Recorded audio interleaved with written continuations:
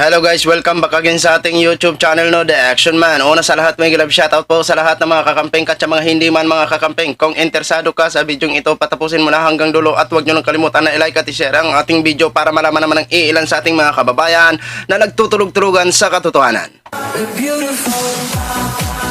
So muli naman nagbabalik ang nag-iisa nyong host na si The Action Man para magbigay ng komentaryo at reaction sa mga mainit ng issue ng bayan. So ito ho mga ka-action, mga kakamping no, may gusto lang po ako na i-share sa inyo. Ito po, mukhang nagkandalaglagan na. Sino nga ba ang nagsasabi ng totoo? Si Harry Roque ba? Si Duterte ba? O si Panilo ba? At sino ba ang lumalabas na sinungaling dito? Diba? So ito nga po mga ka-action no, ito kasi si Harry Roque. Nung ating isang live, nung nakaraang gabi ho, mga ka-action, na i-share ho natin about nga po sa information niya na kinakalat. Ngayon ho, mga ka-action, ang sabi niya kasi doon, hindi daw siya nakatulog. Kasi tinawagan daw siya ni Duterte. Dahil nakakuha daw ng informasyon, ito si Duterte na anytime ay pwede siyang arestuhin.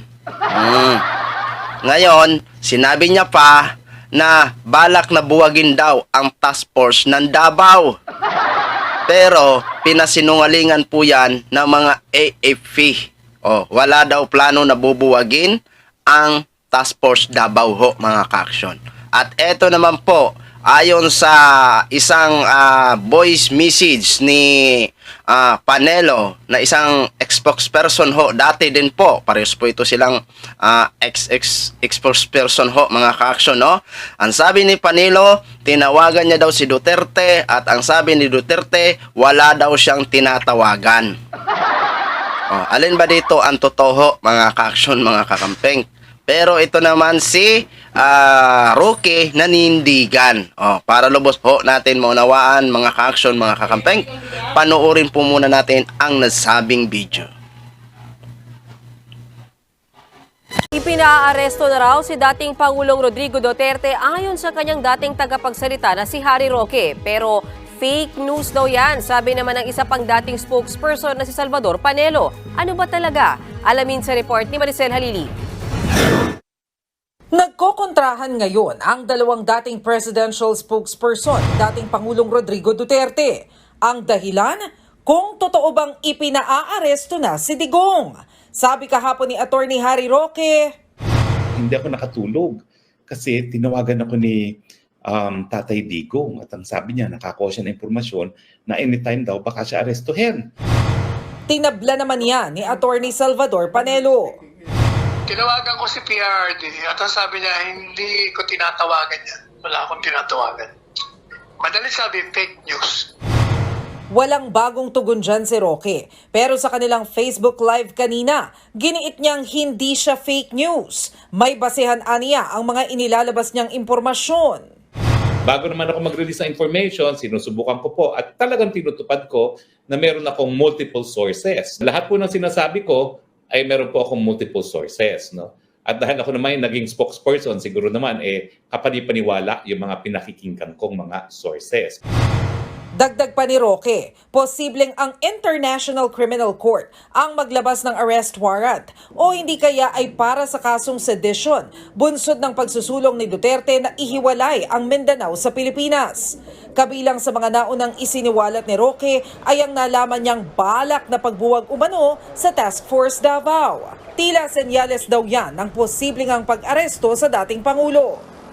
Alam nila na loyal sa mga Duterte itong Task Force Davao, so parang nagkaroon nga ng, yan po ugo-ugo ngayon na bubugin daw ang Task Force Davao.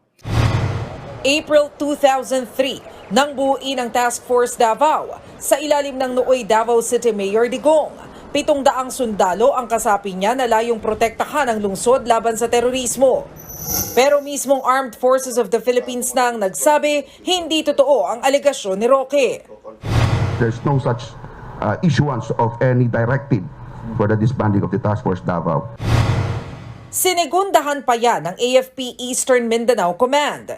Itinanggi nilang bubuwagin ang Task Force Davao. Kung may kinalaman naman sa drug war investigation ng International Criminal Court o ICC, ang sinasabi ni Roque na posibleng pag-aresto kay Duterte, ayon kay Justice Secretary Boying Remulla, hindi sila kailanman kinontak ng ICC. Wala raw alam ang DOJ sa sinasabi ni Roque. Kung ang pag-uusapan naman ay ang pagsusulong ni Duterte na humiwalay ang Mindanao, hindi na raw ito papatulan pa ni Pangulong Bongbong Marcos. So yun na ho mga ka-action, mga kakamping, no, napakinggan na po natin ang side by side. Mukhang sila na mismo ang magkakagatan nito mga ka-action, mga kakamping. Oy, masaya ang susunod na eksena nito. Kung sino nga ba ang nagsasabi sa inyong dalawa ng totoo.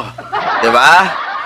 Ayon kay Roque, ang paninindigan ni Roque, sigurado daw siya sa kanyang source. Bilang isang spokesperson daw, ay nagsasabi daw siya ng totoo. Diba? Paano ho namin mapaniwalaan kayong dalawa ho? Kasi, ayon sa inyong mga tinawagan, ang kay Roque kasi, si Duterte mismo daw ang tumawag sa kanya at nagbigay ng informasyon.